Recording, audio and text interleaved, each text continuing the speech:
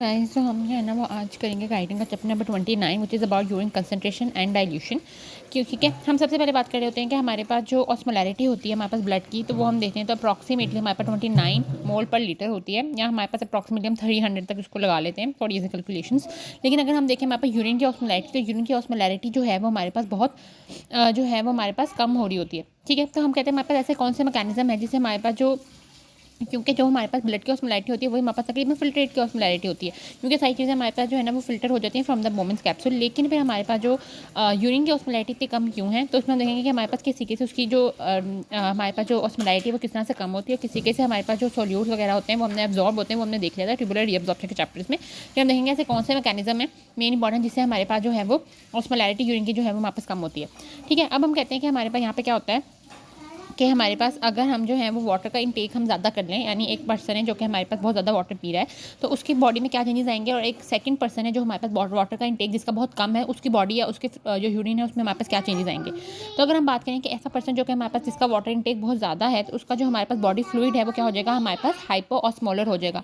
उसकी जो ऑस्मोलैरिटी है वो हमारे पास क्या हो जाएगी, हमारे पास कम हो जाएगी। क्यों? क्योंकि उसके में जो वाटर की अमाउंट है वो काफ़ी ज़्यादा हो जाएगी। तो अगर बिल्कुल इसके हमारे पास इसके पास 1 स्पून अगर हम देखेंगे हमारे पास अगर शुगर है और उसके अंदर उसने हमारे पास 1 ग्लास तकरीबन हमारे पास वाटर डाल देंगे, तो उसके हमारे पास क्या है, जो हमारे पास उसकी डाइल्यूट हो जाएगा, उसकी हमारे पास जो ऑस्मोलैरिटी है वो क्या हो जाएगी, हमारे पास कम हो जाएगी। ठीक है, इसके अलावा वो हमारे पास जो उसका यूरिन होगा वो भी हमारे पास डाइल्यूट होगा यूरिन। ठीक है, यानी उसमें हमारे पास अमाउंट ऑफ द वाटर हमारे पास ज़्यादा होगी with same concentration of waste product. यानी हमारे पास अगर हम उसको जो जो ऐसा पर्सन जो हमारे पास फ्लूइड इनटेक कम ले रहा है उसका अगर हम कंपैरिजन करें, तो उसका जो बॉडी फ्लूइड है वो क्या होगा, हमारे पास हाइपर ऑस्मोलर होगा। यानी उसमें हमारे पास 1 स्पून अगर हमारे पास शुगर है, उसमें तकरीबन 1 स्पून ही हमारे पास सिर्फ वाटर होगा, एज़ कम्पेयर टू जो हमारे पास वाटर का इंटेक उसका ज़्यादा था, उसमें हमारे पास 1 ग्लास ऑफ वाटर था। तो इसके अंदर हमारे पास क्या जो हाइपर ऑस्मोलर होगा, यानी इसमें ऑस्मोल्स जो हैं वो हमारे पास ज़्यादा होंगे as compared to the person जो हमारे पास वाटर का इंटेक ज़्यादा ले रहा है। उसमें भी हमारे पास ऑस्मोल तो सेम ही होंगे, लेकिन उसमें वाटर की अमाउंट ज़्यादा होगी, उसमें वाटर की अमाउंट कम होगी। ठीक हो गया। फिर अगर हम देखें तो उसमें हमारे पास जो यूरिन होगा वो हम कहते हैं हमारे पास कंसनट्रेटेड यूरिन होगा, यानी इसमें फ्री वाटर जो है वो हमारे पास में कम होगा। फ्री वाटर हमारे पास वो वाटर होता है जो कि हमारे पास क्या होता है कि फ्री वाटर, ठीक है, फ्री हमारे पास वाटर जो होता है, यानी इसमें हमारे पास यूरिन के अंदर फ्री वाटर वो वाटर होगा जिसमें हमारे पास लाइक सोल्यूट हमारे पास नहीं हमारे पास निकल रहे। ठीक है, जितना हमारे पास अगर 10 सोल्यूट्स हैं, ठीक है, 10 ग्राम सोल्यूट्स हैं, तो 10 हमारे पास बिल्कुल ग्राम, या अगर हम उसको वाटर को भी ले लें तो उतना वाटर हमारे पास उसके साथ में निकल रहा है। लेकिन अगर उससे ऊपर कोई भी वाटर हमारे पास निकला है तो वो फ्री वाटर है जो कि हमारे पास सोल्यूट से फ्री है। ठीक है, तो हम कहते हैं कि उसका जो यूरिन होगा वो हमारे पास कंसनट्रेटेड यूरिन होगा with same concentration of the waste product. यानी दोनों में ही हमारे पास जो कंसनट्रेशन है वेस्ट प्रोडक्ट की वो सेम है, लेकिन हमारे पास वहाँ पर वो डाइल्यूट है, वहाँ पर वो कंसनट्रेटेड है। यानी दोनों में एक ही चम्मच है हमारे पास चीनी, लेकिन उसमें हमारे पास जो 1 चम्मच चीनी है वो 1 ग्लास ऑफ वाटर के अंदर हमारे पास जो है वो डिजोल्व हुई हुई है, जबकि यहाँ पे हमारे पास 1 चम्मच चीनी एक स्पून या 2 स्पून के अंदर ही हमारे पास डिजोल्व हुई हुई है। इसलिए हमारे पास जो उसका यूरिन है वो कंसनट्रेटेड है, यानी उसमें हमारे पास कम वाटर लॉस हो रहा है। क्यों? क्योंकि उसका वाटर इंटेक कम है तो उसको कंजर्व करना है उसने बॉडी में। ठीक है, जबकि वहाँ पे उसका वाटर इंटेक ज़्यादा है तो उसका डाइल्यूट यूरिन हो रहा है, लेकिन हमारे पास जो कंसनट्रेशन है वेस्ट प्रोडक्ट्स की, यानी दोनों में ही हमारे पास 10 ग्राम वेस्ट प्रोडक्ट अगर निकला है तो दोनों में 10 ग्राम वेस्ट प्रोडक्ट ही एक्सक्रीट आउट हो रहा है, लेकिन वो हमारे पास एक डाइल्यूट फॉर्म में हो रहा है और एक हमारे पास कंसनट्रेटेड फॉर्म में हो रहा है। फिर हम कहते हैं कि हमारे पास अगर जो है जो हमारे पास प्लाज्मा की ऑस्मोलैरिटी है वो अगर हमारे पास यूरिन की ऑस्मोलैरिटी से इक्वल हो तो उसको हम कहते हैं कि हमारे पास आइसोटोनिक यूरिन है। अगर हमारे पास यूरिन की ऑस्मोलैरिटी जो है वो ज़्यादा हो तो उसको हम कहते हैं कि हमारे पास हाइपरटोनिक है, और अगर हमारे पास यूरिन की ऑस्मोलैरिटी कम है तो वो हमारे पास जो है वो हाइपरटोनिक होती है। अब हम कहते हैं कि हमारे पास क्या ऐसे मैकेनिज्म्स हैं जिसके थ्रू हमारे पास जो है वो यूरिन की ऑस्मोलैरिटी हम आगे पीछे कर रहे होते हैं। ठीक है, तो हम कहते हैं कि हमारे पास जो है वो दो हमारे पास चीज़ें होती हैं। एक हमारे पास एडीएच रोल प्ले कर रहा होता है, और सेकंड हमारे पास जो है वो हाइपर और स्मॉलर रीनल मेडुलरी इंटरस्टिशियम होता है। ठीक है, कि हमारे पास जो हमारे पास यानी हमारे पास ये नेफ्रॉन्स हैं, तो नेफ्रॉन्स के इर्द गिर्द जो भी हमारे पास सारा होता है ये हमारे पास क्या होता है, हमारे पास इंटरस्टिशियम होता है। तो वो हम कहते हैं वो हमारे पास हाइपर और स्मॉलर अगर होगा तो हमारे पास जो है वो यूरिन की ऑस्मोलैरिटी हमारे पास कम होगी as compared to the plasma osmolarity. अब हम कहते हैं कि हमारे पास ये जो रीनल मेडुलरी इंटरस्टिशियम की हाइपर ऑस्मोलैरिटी किस तरीके से प्रोड्यूस होती है, उसके लिए जो हमारे पास मैकेनिज्म है वो हमारे पास है काउंटर करंट मल्टीप्लायर मैकेनिज्म, और हमारे पास जो है वो यूरिया रिसाइक्लिंग। ये दो हमारे पास मैकेनिज्म है जिसके थ्रू ये जो हमारे पास रीनल मेडुलरी इंटरस्टिशियम में हाइपर ऑस्मोलैरिटी है ये मेंटेन होती है। ठीक है, प्रोड्यूस हमारे पास जो है मैकेनिज्म वो हमारे पास काउंटर करंट मल्टीप्लायर मैकेनिज्म है, और दूसरा हमारे पास है यूरिया रिसाइक्लिंग। और हमारे पास मेंटेन जिस तरह से हो रही है, यानी एक दफ़ा प्रोड्यूस हो गई है। अब हमने उसको मेंटेन करना है कि अगर हमारे पास मतलब जो भी ऑस्मोलैरिटी रीनल और जो 1000 है तो वो 1000 मेंटेन ही रहे हमारे pass through out the life. तो वो हमारे पास मैकेनिज्म जो है वो वाजा रेक्टा मैकेनिज्म होता है, जिसको हम काउंटर करंट एक्सचेंज मैकेनिज्म भी कह रहे होते हैं। ठीक है, अब हम जो है ना वो ये दोनों मैकेनिज्म देख रहे हैं कि हमारे पास क्या मैकेनिज्म है और क्या नहीं है। तो सबसे पहले इस मैकेनिज्म्स को देखने से पहले हम रोल ऑफ ईडीएच जो है वो डिस्कस कर लेते हैं कि हमारा रोल ऑफ ईडीएच क्या है। रोल ऑफ ईडीएच ये हमारे पास, जब भी हमने लास्ट हमने ट्यूबुलर रीअब्जॉर्प्शन भी पढ़ी थी तो उसमें भी हमने ये बात किया था कि हमारे पास जो ये वाला पार्ट है हमारे पास टिल दिस, ये हमारे पास जो पार्ट होता है हमारे पास नेफ्रॉन का, it is water permeable part. And then again यहाँ से लेकर ये हमारे पास अर्ली डिस्टर तक डिस्टल कॉन्वोल्यूटेड ट्यूब्यूल्स तक हमारे पास जो पार्ट होता है वो हमारे पास इम्परमिएबल पार्ट होता है, यानी वहाँ से वाटर जो है ना इन आता है ना ही हमारे पास आउट आ रहा होता है। एंड देन हमारे पास जो लास्ट पार्ट होता है जो कलेक्टिंग डक्ट्स होगी, मेडुलरी कलेक्टिंग डक्ट्स होगी या कॉर्टिकल कलेक्टिंग डक्ट्स होगी, लेटिन ट्यूब्यूल्स वगैरह होगी, ये जो है वो हमारे पास इम्परमिएबल होगा या परमिएबल होगा, इट डिपेंड्स ऑन द ईडीएच। ठीक है, इट मे बी परमिएबल और नॉट बी परमिएबल। ठीक है, तो ईडीएच का हमारे पास जो है वो हमारे पास अब क्या रोल होगा वो हम देख रहे होते हैं। हम कहते हैं कि हमारे पास जो है वैसे हमारे पास जो कलेक्टिंग ट्यूब्यूल्स वगैरह होती हैं ये हमारे पास क्या होती हैं, ये हमारे पास इम्परमिएबल होती हैं, लेकिन जैसे ही हमारे पास एडीएच रिलीज होगा तो ये हमारे पास जो है वो परमिएबल हो जाएंगे और वाटर वहाँ से जो है वो रीअब्जॉर्ब होगा बैक इनटू द ब्लड। ठीक है, अब हम कहते हैं कि हमारे पास एडीएच जो है वो सबसे पहले हमारे पास कहाँ से रिलीज हो रहा होता है। तो एडीएच अगर हम बात करें तो एडीएच हम कहते हैं हमारे पास सुप्रा ऑप्टिक न्यूक्लियस से हमारे पास जो है वो रिलीज़ हो रहा होता है हमारे पास हाइपोथैलेमस से। हाइपोथैलेमस से ये हमारे पास जो है वो थ्रू द हाइपोथैलेमो हाइपोफिजियल जो हमारे पास ट्रैक है उसके थ्रू हमारे पास जो है वो पोस्टीरियर पाइट्यूटरी में आता है और वहाँ पे आके हमारे पास स्टोर हो जाता है।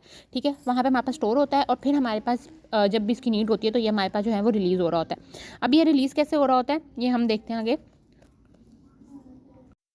ठीक है, एडीएच की अगर हम बात करें तो एडीएच हम सबसे पहले मैं देते हैं कि एडीएच हमारे पास काम किस तरह से कर रहा है। एडीएच में हमारे पास कहाँ से काम कर रहा होता है कि एडीएच के हमारे पास जो भी सेल्स होते हैं जैसे प्रिंसिपल सेल्स हो गए, इंटरकलेटेड सेल्स हो गए जो कि हमारे पास कलेक्टिंग ट्यूब्यूल और हमारे पास मेडुलरी कलेक्टिंग ट्यूब्यूल्स में होते हैं, वहाँ पर हमारे पास एडीएच के रिसेप्टर्स जो होते हैं वो हमारे पास प्रेजेंट होते हैं जो कि हमारे पास जी कपल्ड रिसेप्टर्स होते हैं। ठीक है, ये हमारे पास 7 पास जी कपल्ड रिसेप्टर्स होंगे। ठीक है, ये हमारे पास जो है वो जी स्टिमुलेटरी को जाके हमारे पास स्टिमुलेट करते हैं और जी स्टिमुलेटरी फिर हमारे पास जो है वो एडिनाइल साइक्लेज को करता है। एडिनाइल साइक्लेज जो होता है वो हमारे पास एडिनाइल साइक्लेज हमारे पास हो जाता है। एडिनाइल साइक्लेज हमारे पास जो है वो हमारे पास एटीपी को जो है वो हमारे पास सीएएमपी के अंदर कन्वर्ट कर देता है।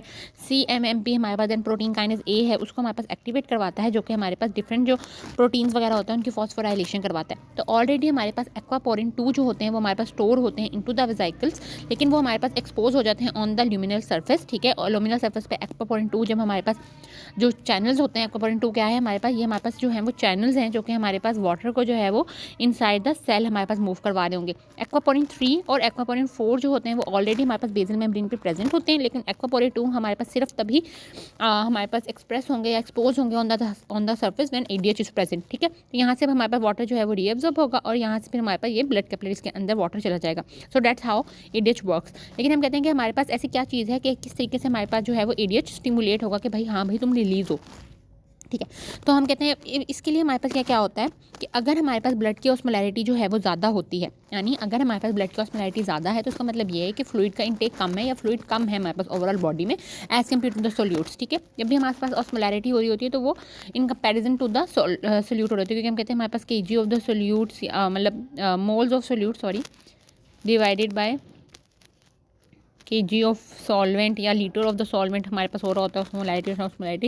लेकिन हम हमारे पास ओवरऑल मैं ये जो कॉन्सेप्ट देना चाहिए वो ये है कि हमारे पास हमेशा जो है वो ये सोल्यूट का सॉल्वेंट के साथ लाइक रिलेशन के तौर पे हमारे पास बात कर रहे होते हैं। तो अगर हमारे ब्लड की ऑस्मोलैरिटी ज़्यादा है तो इसका मतलब है कि as compared to the water हमारे पास सोल्यूट ज़्यादा है। ठीक है, तो जब भी हम कहते हैं हमारे ब्लड की ऑस्मोलैरिटी ज़्यादा होती है तो इंटीरियर हाइपोथैलेमस के अंदर हमारे पास डिफरेंट ऑस्मो रिसेप्टर्स प्रेजेंट होते हैं जो कि हमारे पास डिटेक्ट कर रहे होते हैं हमारे पास ऑस्मोलैरिटी को। ठीक है, जब हमारे पास ऑस्मोलैरिटी ज़्यादा होती है तो ये हमारे पास जो है उसको डिटेक्ट कर लेते हैं और फिर हमारे पास वहाँ पे एडीएच से क्रिएट कर रहे होते हैं from the supra optic nucleus जो कि पोस्टीरियर पाइट्यूटरी में जाके स्टोर होगा और वहाँ से फिर देन हमारे पास रिलीज होगा। और अगर हम जो है वो फ्लूइड का इंटेक मतलब हम फ्लूइड का इंटेक बढ़ा देंगे तो हमारे पास जो ब्लड की ऑस्मोलैरिटी है वो हमारे पास जब नॉर्मल हो जाएगी तो एडीएच की सिक्रीशन क्या हो जाएगी, हमारे पास कम हो जाएगी।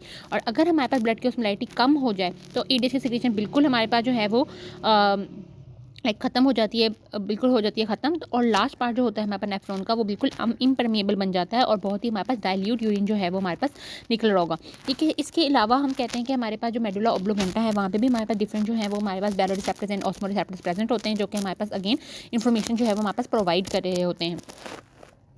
ठीक हो गया। इसके अलावा हम कहते हैं कि हमारे पास थर्ड वेंट्रिकल जो होता है, ठीक है, ब्रेन के अंदर जो हमारे पास थर्ड वेंट्रिकल है, हमारे पास जो कैविटी है जहाँ पे हमारे पास फ्लूइड प्रेजेंट होता है, वहाँ पे हम कहते हैं कि हमारे पास प्रेजेंट होता है, हमारे पास ऑर्गन्स हमारे पास प्रेजेंट होते हैं। वहाँ पे हमारे पास एक सब फॉर्निक्स ऑर्गन हो रहा होता है, ठीक है। सब फॉर्निकल ऑर्गन हमारे पास होता है, उसके नीचे हम कहते हैं हमारे पास यहाँ पे medium pre optic nucleus present होता है, जो कि अगेन एक हमारे पास जो है वो ऑस्मोरिसेप्टर्स के तौर पे काम कर रहा होता है, ठीक है। जहाँ पे जब भी हमारे पास यहाँ पे ऑस्मोलैरिटी जो है वो हमारे पास ज़्यादा होती है, यानी ब्लड की हमारे पास ऑस्मोलैरिटी ज़्यादा होगी, तो ये हमारे पास क्या करेगा, अपना वाटर लॉस कर देता है और श्रिंक हो जाता है, जिससे एक सिग्नल मिलता है हमारे पास हाइपोथैलेमस को कि अच्छा हमारे पास ब्लड की ऑस्मोलैरिटी ज़्यादा है और हमने जो है वो एडीएच रिलीज़ करना होता है। और जब हमारे पास ऑस्मोलैरिटी कम होगी तो ये हमारे पास स्वेल हो जाएगा, जिससे अगेन एक सिग्नल मिलेगा कि अच्छा ब्लड की ऑस्मोलैरिटी हमारे पास कम है, तो एडीएच की सिक्रीशन नहीं होनी चाहिए। तो that's how ADH is secreted and work, और हमारे पास जो है वाटर की रीअब्जॉर्प्शन के अंदर जो है वो हमारे पास काम कर रहा होता है।